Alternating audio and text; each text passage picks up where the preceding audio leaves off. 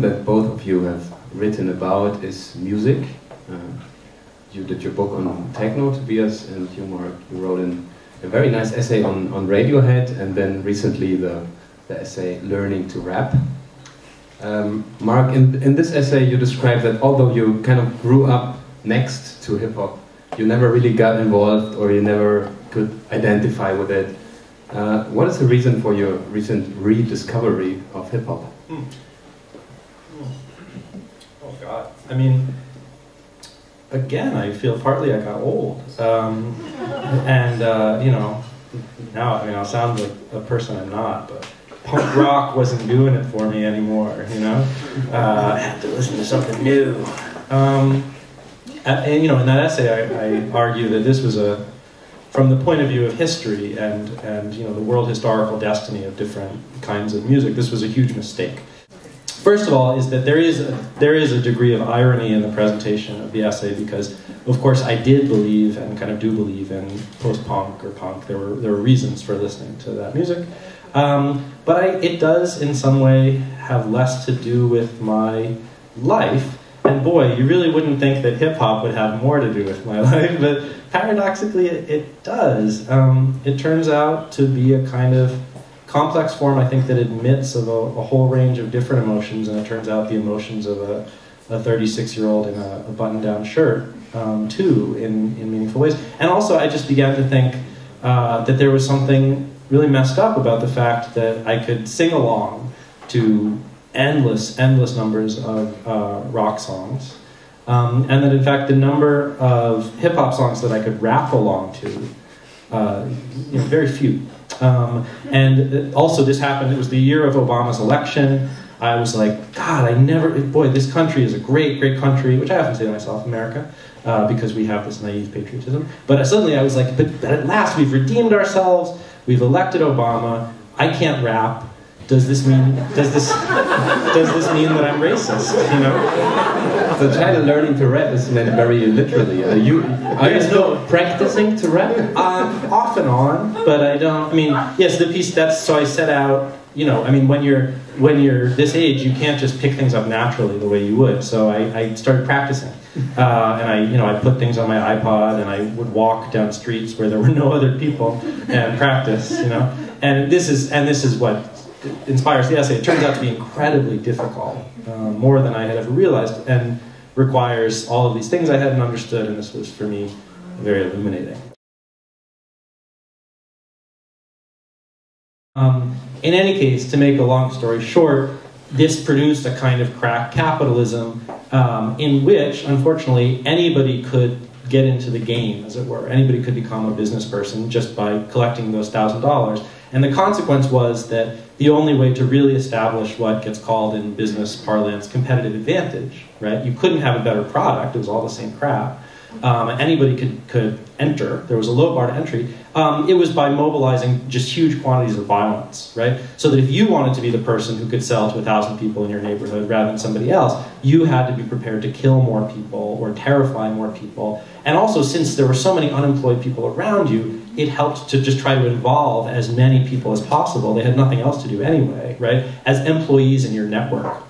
The consequence was a kind of world of large-scale criminal gangs, incredibly high homicide rate, both of intentional homicides and other people who just get shot passing by. And the other paradoxical consequence is that by taking up this kind of gangster capitalism as its major theme, hip-hop, I think, turned into a music, which had previously been a party music, right, into a kind of epic music of incredible scope and description, so that, you start listening and you're like, oh, this is a song about being a CEO and how hard it is to be a CEO. The complexities of business, combined with the fact that, someone might come up behind you with a gun and shoot you at any moment. And it turns out America loved this. It responded in some deep way. The big story was that for the first time, migrant voices claimed a position that they didn't have before. like they said, hey, we're here, we imitate American rap models. We can't. I mean, most of them couldn't even speak English. They just had the whole knowledge of hip hop from watching hip hop videos.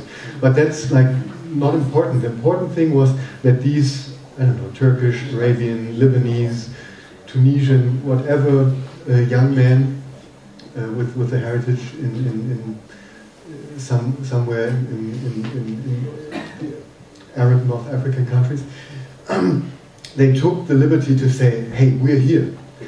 And I mean, the basic gesture of hip-hop that's very different to rock music. I mean, rock music is a music that says, basically, I'm a rebel, I don't care, I don't want to work, so.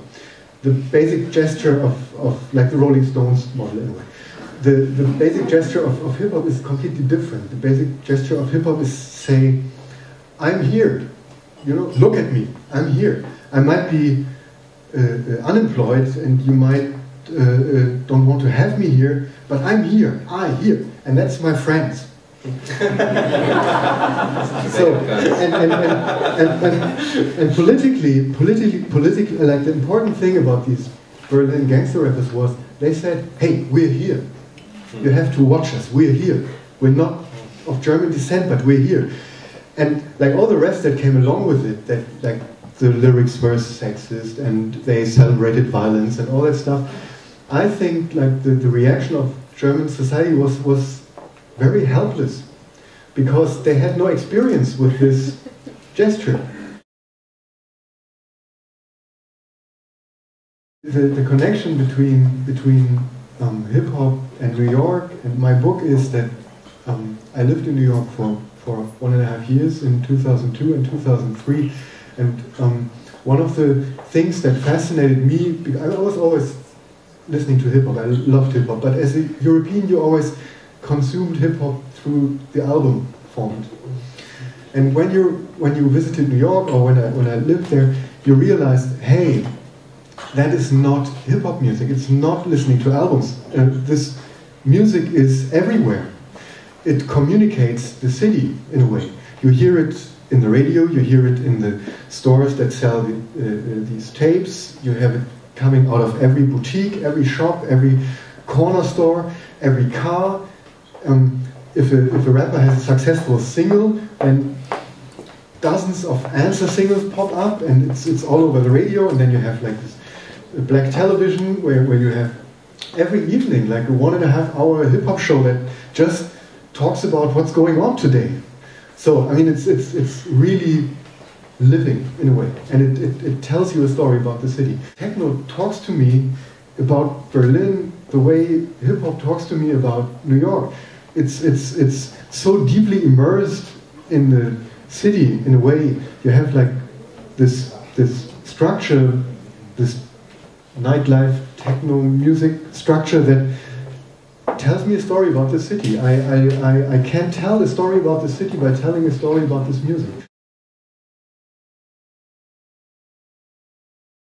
As an ideal type in the sequence of subcultures, one of the things that's argued in that book is that when you get down to it, hipsterism represents a subculture, something that's recognizable to us as having all the traits of a subculture, which takes the characteristic emotions of rebellion, opposition to a dominant or official culture, etc., and attaches them to the selling and collection and enjoyment of luxury goods, more or less. Sometimes they're sort of cultural luxury signifiers, but often they're just things like expensive sneakers, cigars, steaks. I think that the Berlin hipster is very, very different from the New York hipster. In Berlin it has lots to do with this new internationality of the city. That this city, I mean Berlin was a very, very German city up till 10 years ago. It was great and adventurous and everything, but especially in East Berlin, it was very German. It was not like, I mean, Frankfurt is much more international than Berlin. So this new internationality that the city gained in the or certain parts of the city gained in the last 10 years is something completely new. Berlin didn't have that, didn't know that like you hear all these different languages in the street. And at the same time, for these people moving in from all over the world, I think Berlin is a blank space, far more a blank space than London or New York or Paris. It's under-mediated in a way. So this Berlin hipsterism has lots of things to do with inventing the city all the time, out of different perspectives. And up till, I don't know, up till 10 years ago it was always Germans, except for, like, there's exceptions like David Bowie, but that's really an exception. It's always Germans inventing Berlin. And now it's lots of young people from all over the world trying to invent the city. And that's like the core of the contemporary hipsterism, I think. And the natural opponent of the hipster is the tourist. Yeah, obviously. Right?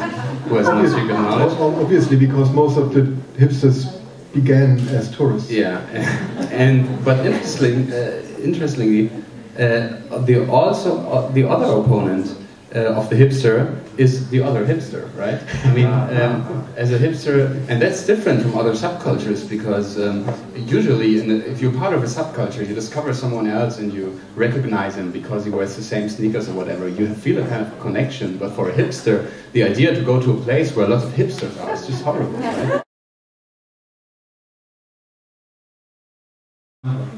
I wind up calling the early hipster, 1999 to 2003, the white hipster. Why? Because if you think of many of the different markers, stylistic markers, but even the most obvious fashion things, right? The trucker's cap, as if you were a long-haul trucker somewhere out in the great American expanse. You certainly aren't driving long-haul trucks in Manhattan or Brooklyn, where these people were, right? And then the ironic t-shirt. And usually what the ironic t-shirt, curiously, they'll call it the ironic t-shirt, the thing that it actually was usually a t-shirt from a rural church event, some kind of southern barbecue, a Little League team from the suburbs, right? The irony, curiously, was that you were not a suburbanite. You were not a rural person, you were not an evangelical Christian, you were not a, etc., right? Yeah. One of the things that then was odd about these hipsters, the white hipsters, right, is that these were people who were moving to essentially immigrant neighborhoods, or neighborhoods that had been marked as ethnic in some ways. What seemed key about the hipsters is that they were part of, as you know, this massive demographic movement of wealthier, middle class and up white people who had fled the inner city and gone to suburbs, moving back into these newly financialized and gentrifying cities, right? Moving out other people by pricing up the apartments. And what I found incredible is that the hipster, this white hipster, represented someone who, in moving into the Dominican neighborhood, etc., actually started wearing, as a style treat, as the thing that made them cool, signs of suburban whiteness, right? That is to say, they re-imported the culture of the suburb to which they had moved via white flight, as it was called, back into the black and Latino and ethnic Jewish and blah, blah, blah neighborhoods of the city, and they would just wear this stuff and walk around. They wore what they were.